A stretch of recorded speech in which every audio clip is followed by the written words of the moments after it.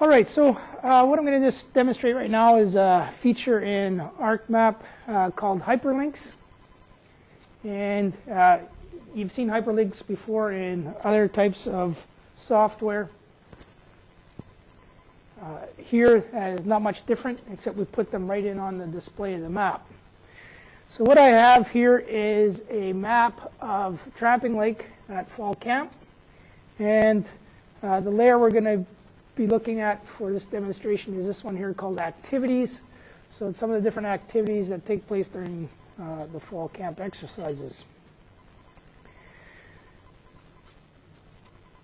Now, one of the first things you have to do is set up the layer for the hyperlinks. And the way to do that is just right mouse click on it, go to its properties, and click on, I believe it's display, and click off this box here that supports hyperlinks using field. And in there you have to choose a field in your attribute table to use. In this case, I've named that field link, and so that's why I chose it here. I can choose, using this drop down box, I could choose any of the fields in the attribute table. So that has to be done for the layer. I'll open up the attribute table so you can see that field. All right, so here's the link field we're using, and all you see simply there is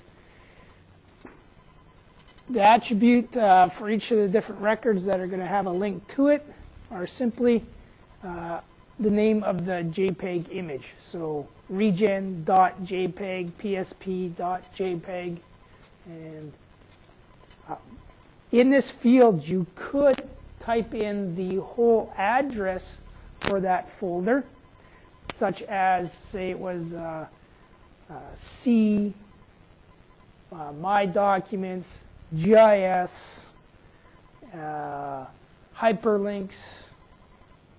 All right, so you'd have to give the directory of where it is, and you could type that in the cell as opposed to just the image name.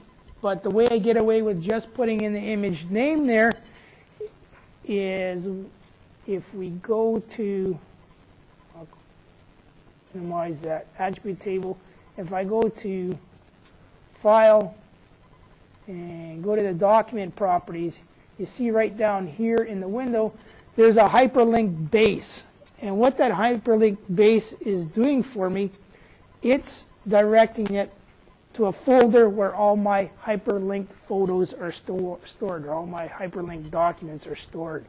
And let's see if I can click that and display the whole address. Not really, but there it is. It goes all the way to a folder that I called links. Again, it goes through all the directories and links. So then all my photos are all contained in that one folder called links. And once that hyperlink base is set, then every time it goes for a hyperlink, it goes to that folder. Then it just simply looks at the name you typed in that field that you've linked to on the layer, and looks for that photo name, that JPEG image in this case, in that folder. So it saves you having to type in the whole address every time. And it also, it kind of makes sense to have all your pictures in another place. But if for whatever reason you chose to have your photos scattered throughout different file folders on your computer system, then you would have to, leave the hyperlink field hyperlink base field here empty, and then under that field you're using to link to, you'd have to type the whole address in. Okay?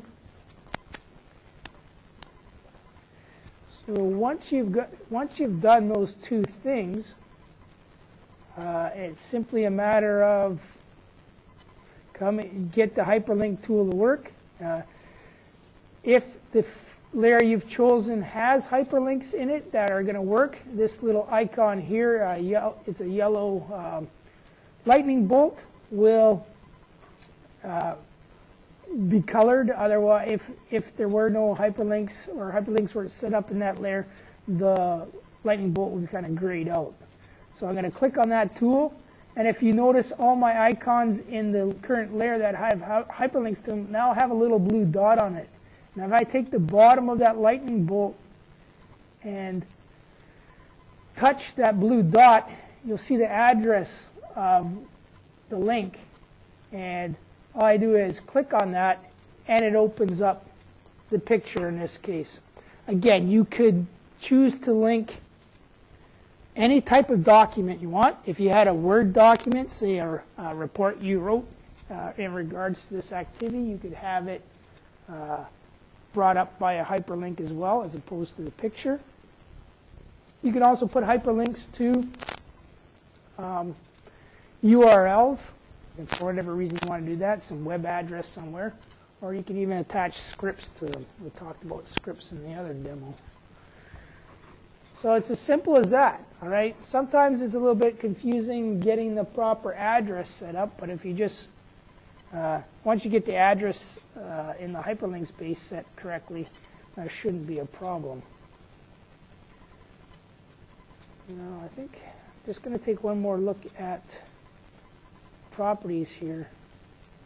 Here, remember I told you could, again, it's right now it's set for documents. You could choose URL, or you can choose macros there. So that's basically it for hyperlinks. Is there any comments or questions? All right, it's pretty straightforward, but it's a pretty powerful display tool if you were displaying a map on a computer screen. All right, it'll be a brief second here, and I'm going to set up the next demo.